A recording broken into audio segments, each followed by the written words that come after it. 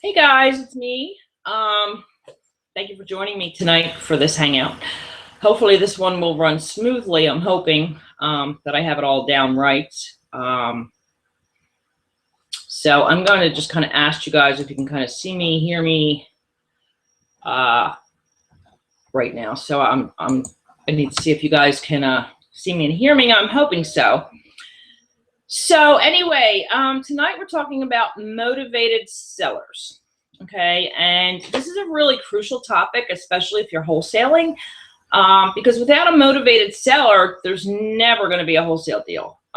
You can forget it. If you don't have a motivated seller, or if your seller is not motivated, you will never have a profitable wholesale deal. So, tonight is very, very important night for motivated sellers to talk about that. So I'm going to go ahead. I want to kind of see if you guys can see me live. So I'm just I don't even know how to go back into this. So I'm going to ask Andrea real quick if she can kind of see me. I'm hoping. I don't know where she is, but I'm hoping that I can get a hold of her and see if she can kind of see me and I am live, because every time I've done this, I haven't been live.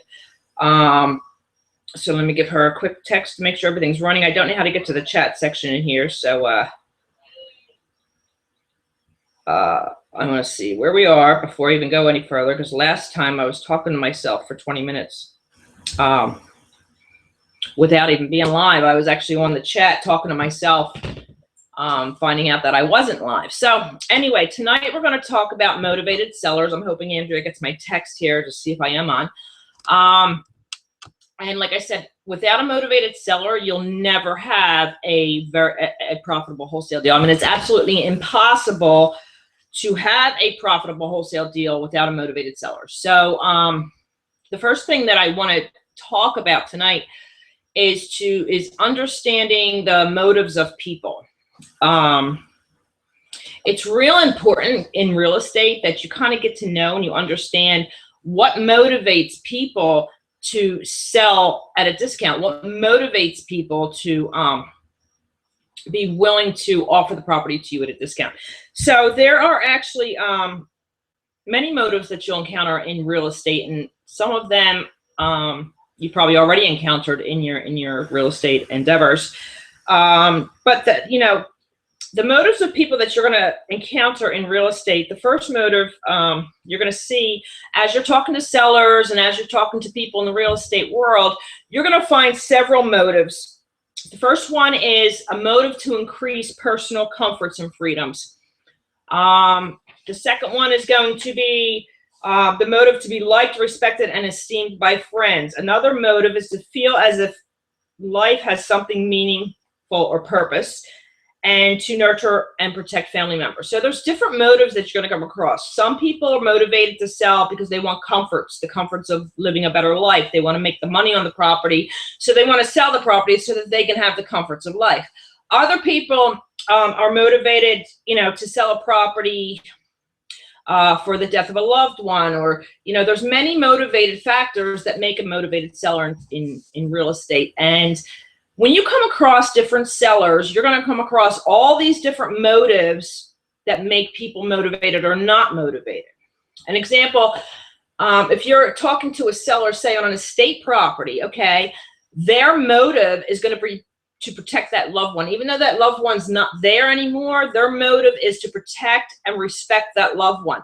So sometimes if you go into an estate, and I know many of you can relate to this, if you go into somebody that's selling an estate property, and you go in and you're talking to the person selling the property, it's usually a loved one, they're motivated to protect and respect that loved one that passed. So sometimes when you come in and give an offer, let's say on an estate property, you're actually insulting that person. They may feel that your offer is so low that it's insulting their deceased relative, or so their motive is to protect that relative, so they're going to turn down your offer.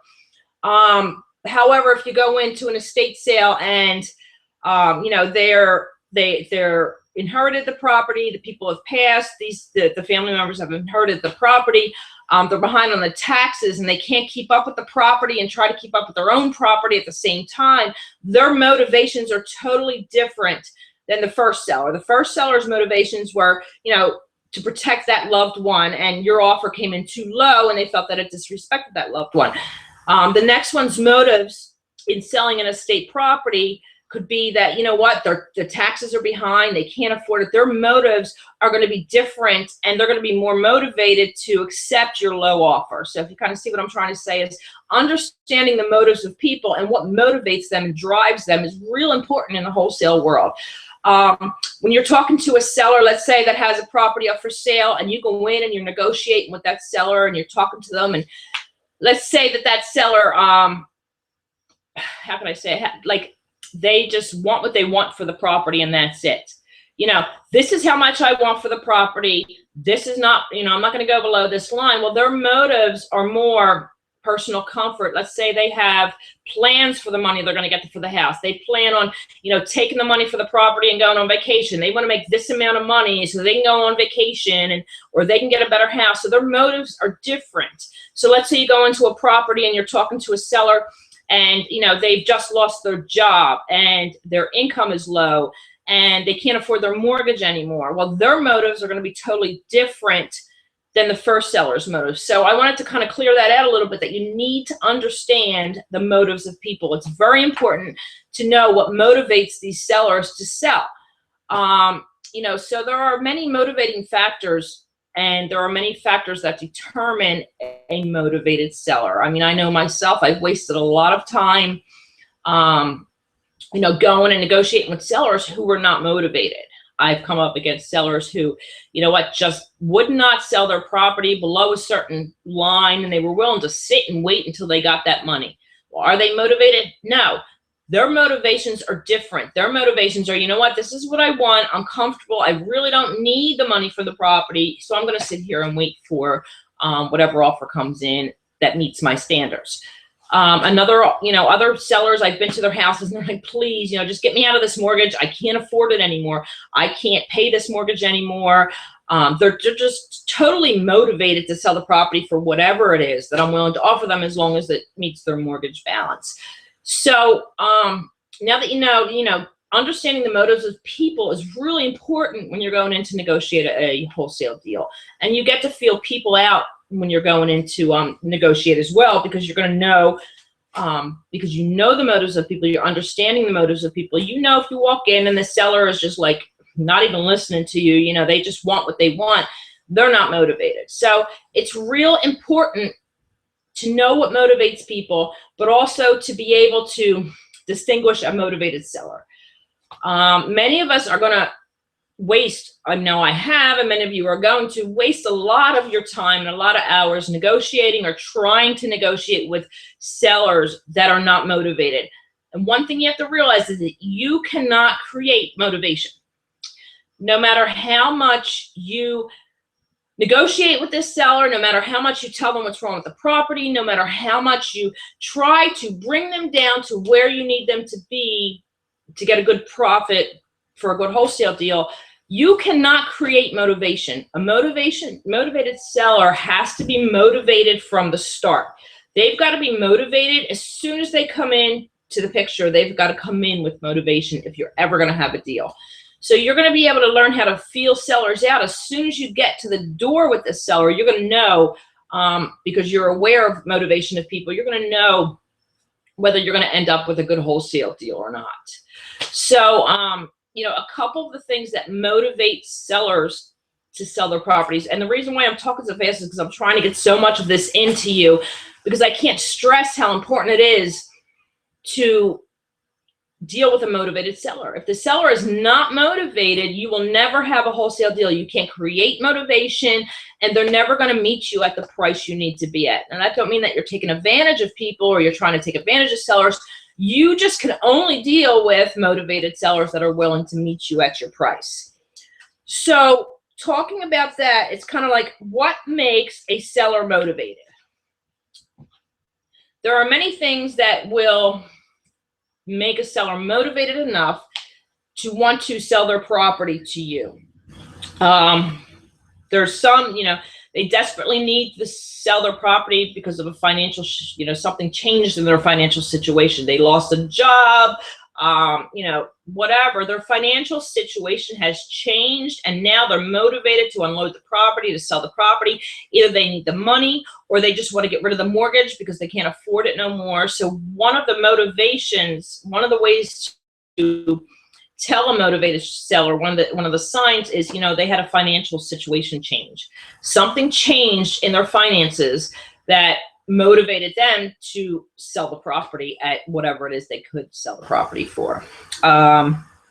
Another circumstance that makes a motivated seller is, you know, some sellers, especially in today's market, bought their house with an adjustable rate mortgage.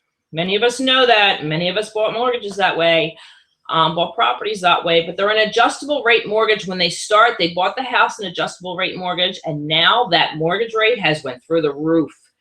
And they can't afford the payments anymore, especially if you're in New Jersey. You know, the taxes here are insane. So if your mortgage goes up, you just can't afford to pay it anymore. So another indication of a motivated seller or circumstance that makes a seller motivated is an adjustable rate mortgage. Their mortgage rate went up. They can't afford the property anymore. Many times they're willing to let go of the property for whatever they owe on the property or whatever they owe on the mortgage balance. Another circumstance that makes a seller motivated is they need to relocate to another state. Let's say I deal with a lot of military.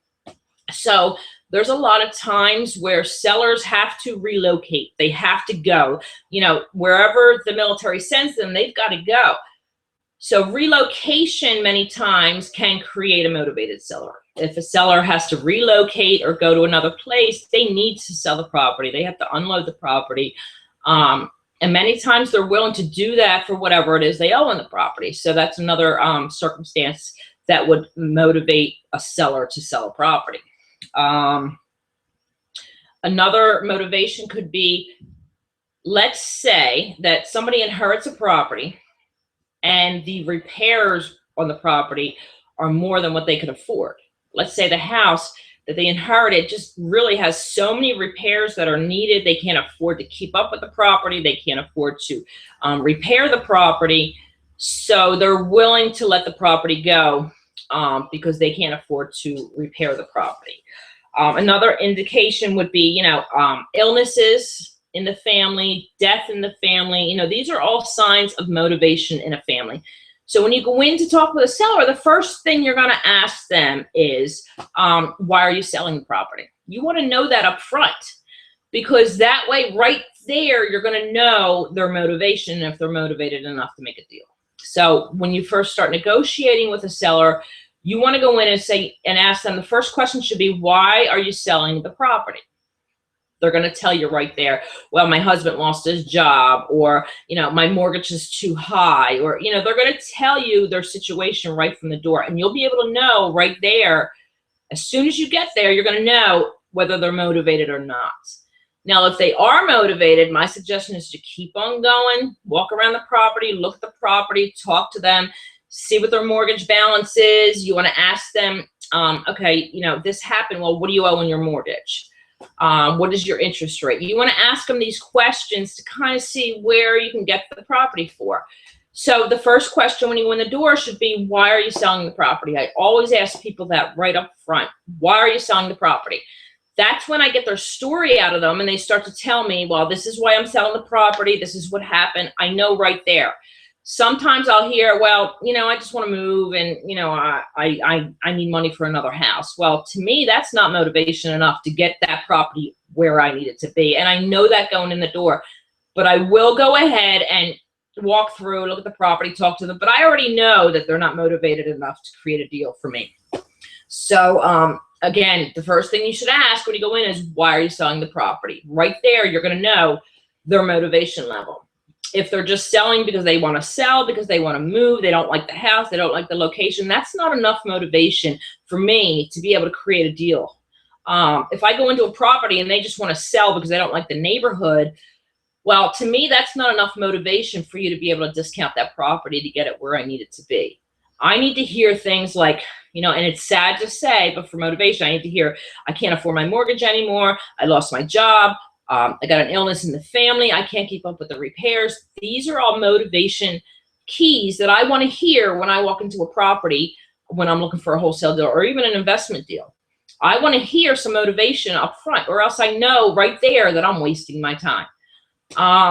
So again, you know, there are different things that distinguish a motivated seller, and you cannot create motivation. Even if you went into a property and let's say you get to the property and the seller just wants to sell because they don't like the neighborhood, they're not motivated, you can't create motivation. Even if you walk through the property and the walls are falling down, the floors are falling in, it's flooding, there's cat pee everywhere, it doesn't matter. You cannot say, look, I need to get the house at this price because I got to fix all this. They're not going to care. But if they have motivation to start with, you're not even going to have to go through all of that. You're going to be able to talk to them about the deal right there up front, and you're going to be able to see how motivated they are right from the get-go. Now, with me, if a seller's not motivated, I'm going to walk away from the deal. I'm not even going to negotiate with you because I know that you're not ready yet. So if I have a seller that just doesn't have any motivation in the deal, I'm going to say, okay, well, thank you for your time. Good luck with listing the property. You know, you can put the property on the market for 6 months and hope that it sells. If it doesn't sell, give me a call. I'm going to wait it out because guess what? In 30 days, I'm going to go back and see if they're motivated yet. And then in 60 days, I'm going to go back and see if they're motivated. I'm going to keep checking on them to see when exactly it is that they become motivated enough to sell the property. And believe it or not, after 6 months on the market and you can't sell the house, motivation changes. Their motivation level changes. So don't give up because they're not motivated. Just don't waste your time on that deal. Do not put it under contract. Do not waste your time. Just come back to them, you know, 30, 60 days later and see where their motivation level is. Too many times I see wholesalers lock up properties that do not have motivated sellers from the start, and they end up getting stuck with that property because the price is not low enough for them to be able to wholesale the deal.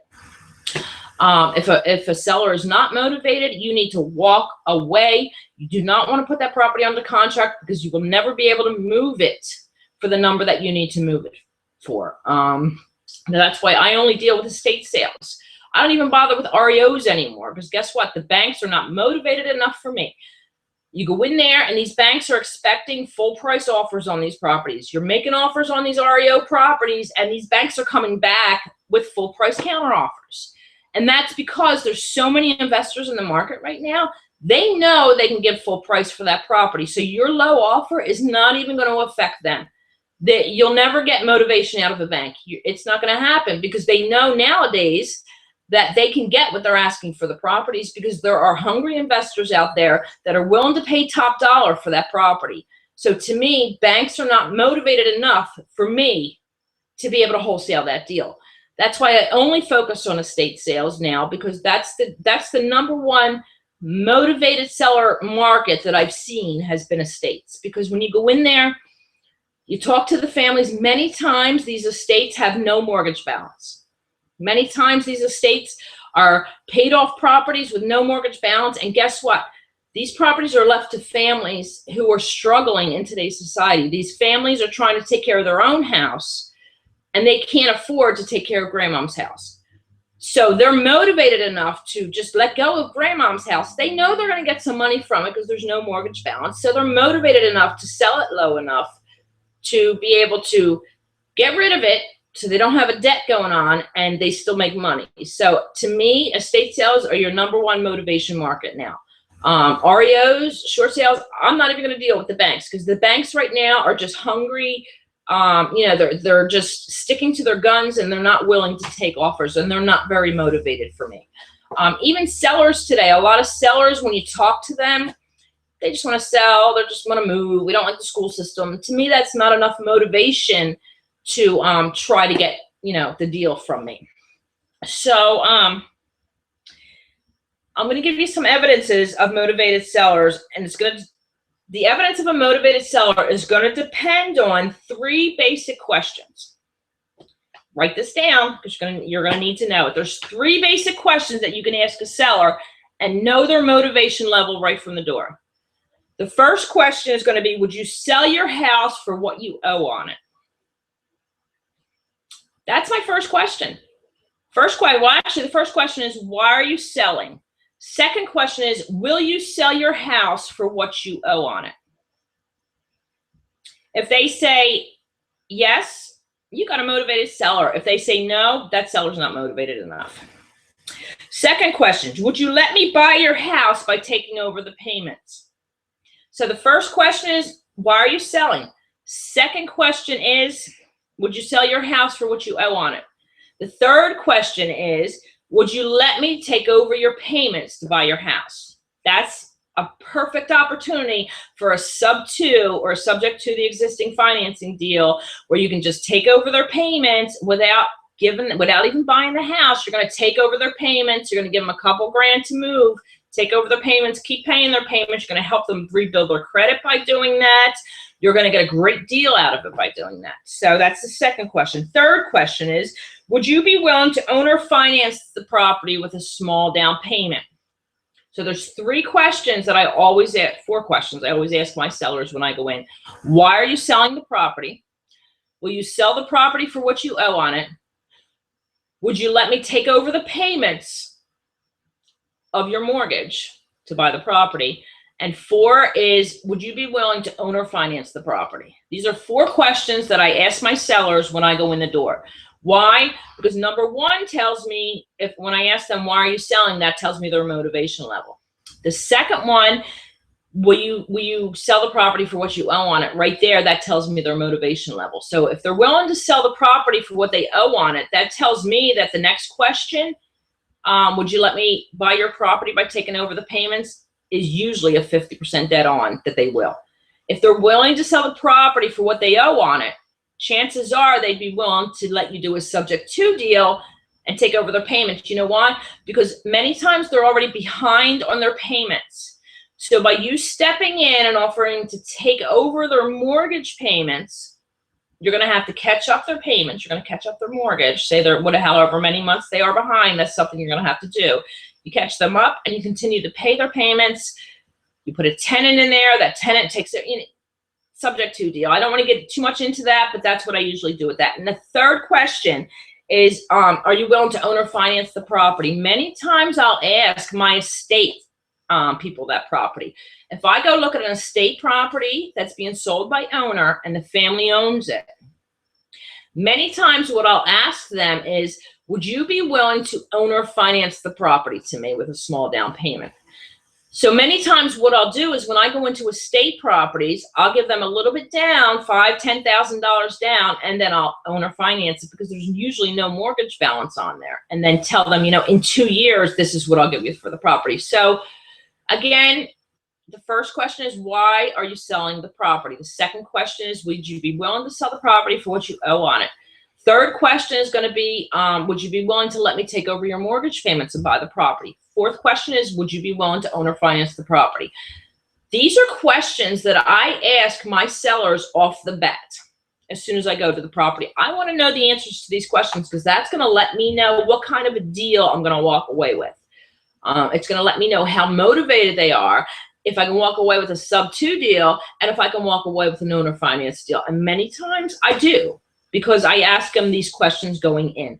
So you definitely want to test the motivation level of your seller going in so that you can see if you can structure a really good deal for yourself with owner financing subject to, or if you can take over what they owe.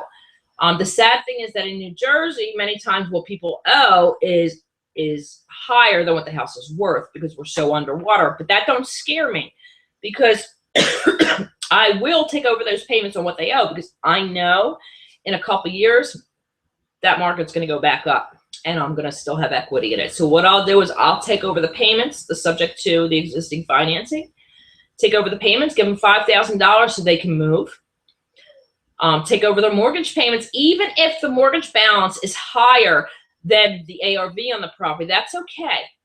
I'm getting in the deal for $5,000. So I will throw a tenant in there to pay the mortgage payment, hold on to it for about 3 years so that when the market goes up, I'm going to have a great deal. So you might have to, if you're doing a subject to, especially in today's market, you're probably going to have to hold on to it for a couple of years before you can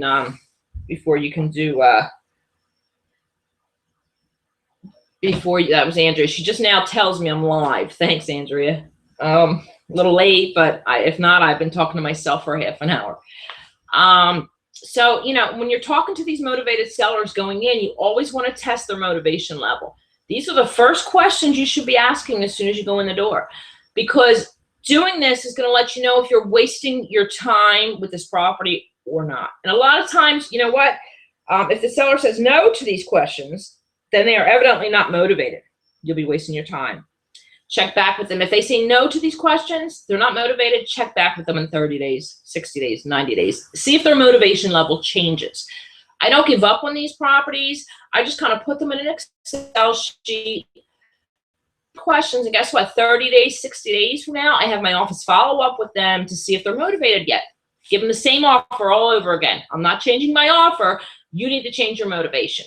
So I don't give up on them. But if they say yes to these questions, then guess what? You have a chance of locking in a really great deal, you know, with a motivated seller, because you cannot, there's no wholesale deal around that does not begin with a motivated seller. If you don't have a motivated seller, you don't have a wholesale deal. It's just the way it is.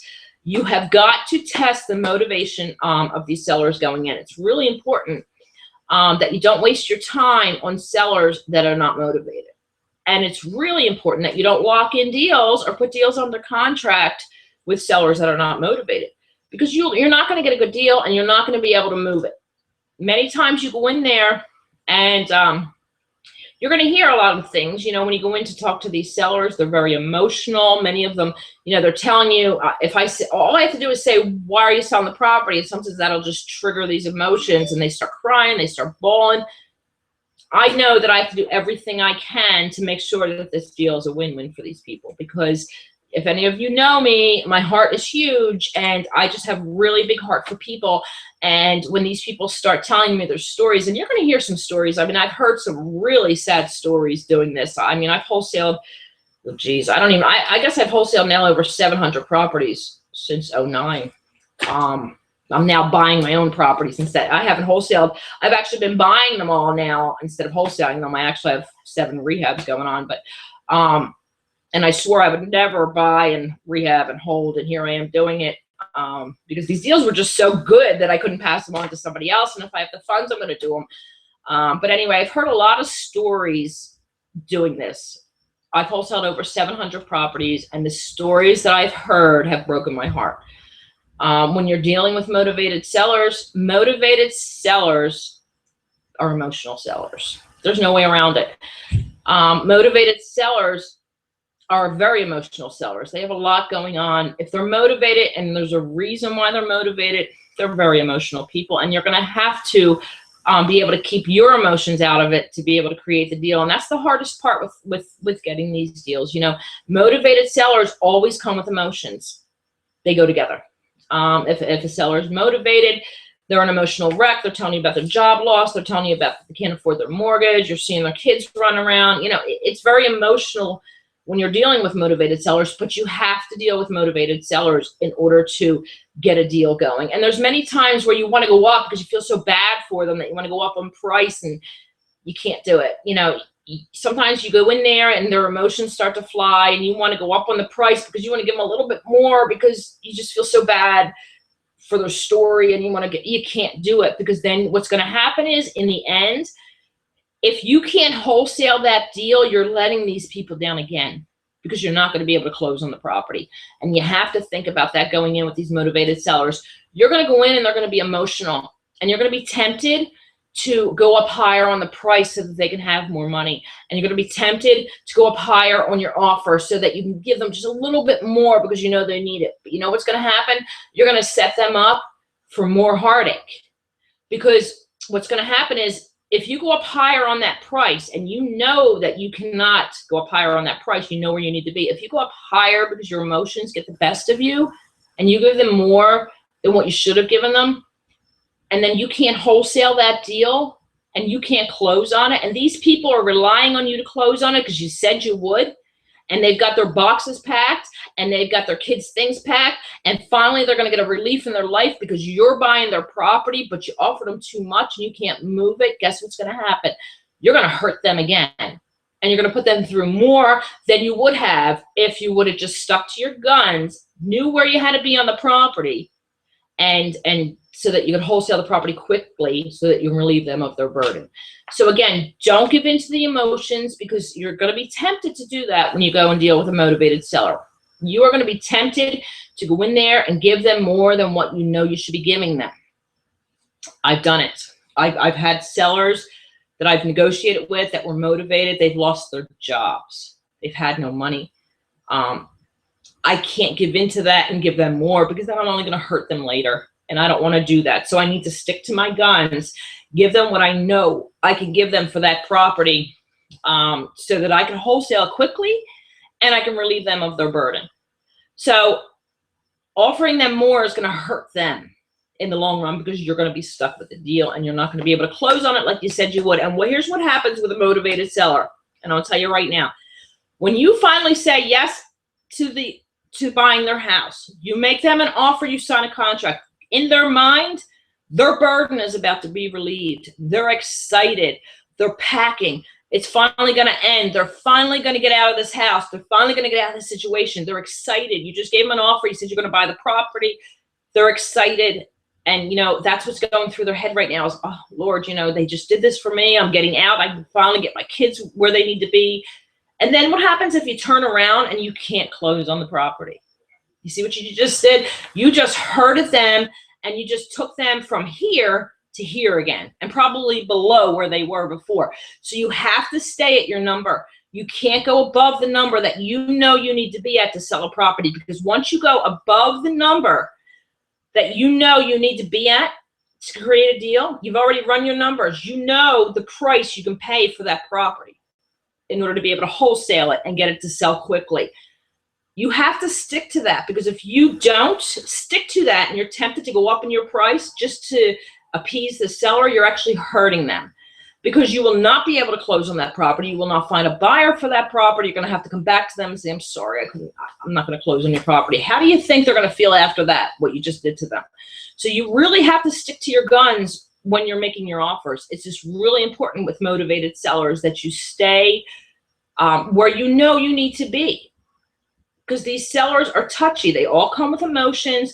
They all have heartache. They all have hard situations. So when you go in there, you really need to stay your guns where you are with your price on the property, so that you know you can move that property really fast to an end buyer, close on it, and end this misery for them and relieve their burden. So again, there's 4 questions you need to ask a motivated seller, and then I'm going to go take some questions. Okay, the first question is, why are you selling the property? You want to know that. You want their motivation up front. The second question is, will you take what you owe on the property? If I buy the property, are you willing to take what you owe on the property as the purchase price? Second question. Third question is, would you be willing to let me take over your payments on the property? If I purchase the property, can I take over your payments and keep on paying your mortgage? That's your third question. Your fourth question is, would you be willing to own or finance the property? If you know that that property has no mortgage balance, it's an estate or something, you're going to ask them, would you be willing to own or finance that property with a small down payment? So these are 4 questions you want to know going in up front.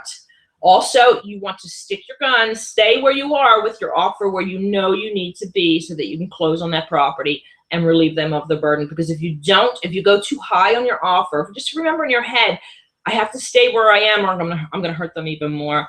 And I remember that going in now. Every deal, I stick to my number.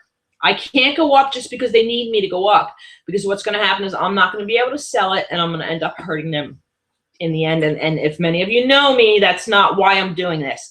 The reason why I love to wholesale, honestly, yes, it's good money, but you know what? I get to help people. I get to help so many people who are stuck in these properties and don't know that there's a way out. To me, helping people is just so much more important than the money. I mean, the money's good, and I'm not going to say it's not. I enjoy the money of wholesaling, but you know what? I get to go in and help people with their situations and their burdens. I get to relieve them of these burdens. This is something, I guess it's something I'm addicted to, which is why I think I love wholesaling so much, is because I'm going in, I'm talking to motivated sellers. These people need me to do something. They need me to relieve them of this property. And going in, I just feel like, you know, a knight in shining armor. I'm going in to help these people. And that's kind of like my way of paying it forward. I get to go in, and get these properties closed for these people and relieve them of their burden. So again, let me go over. I'm going to try now to go over to try to get some questions going with you guys to see if I can answer anything. Hopefully I do it right and I don't get disconnected. So let me look where we are. Hopefully I don't disconnect you guys. So I'm hoping, let's see, where are we? Hopefully, I don't know. No. Huh. What are you doing to me? Where are you guys? Let's see. What is that? Oh, it's not gonna work.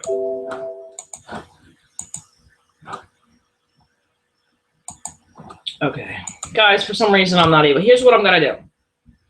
I just got a bug coming on. That's what it is. Oh Lord. All right, guys. I am gonna leave. I'm gonna leave this chat here. And I'm going to go over and see if I can try to answer some questions. I'm going to go in and see if I can get into the chat and see if I can answer some questions. If I get disconnected here on the live feed, which I very well may because I'm very ignorant when it comes to this stuff, I apologize if I do. I'm going to go over and try to answer your questions and stay on the live feed at the same time, but that may not work. But I am going to try to do that. So if you just give me a few minutes here to try to go over and see where you guys are, if I can find you guys.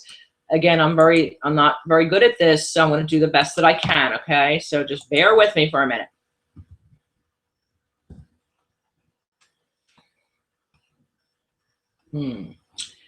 Where are you guys?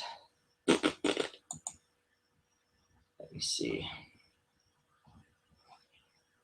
I have no clue how to do this. All right, let's see. No, it's not letting me.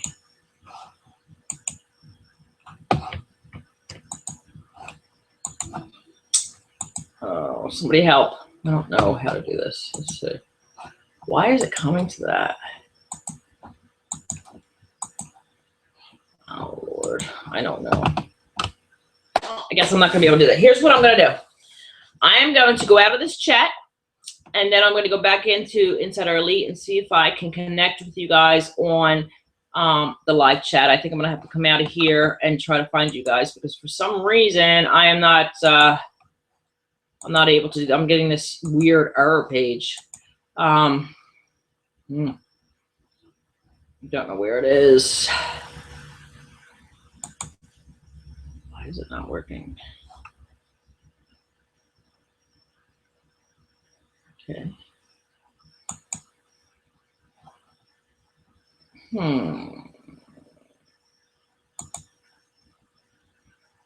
Yeah, I'm getting a virus popping up. This is not good. All right. Weirdest thing is popping up on my screen. It's a I don't even know what it is actually.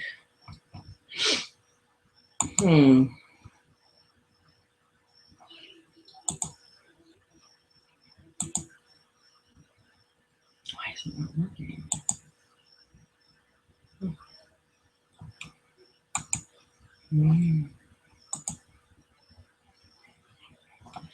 I don't know. All right, guys, I'm going to log out of here.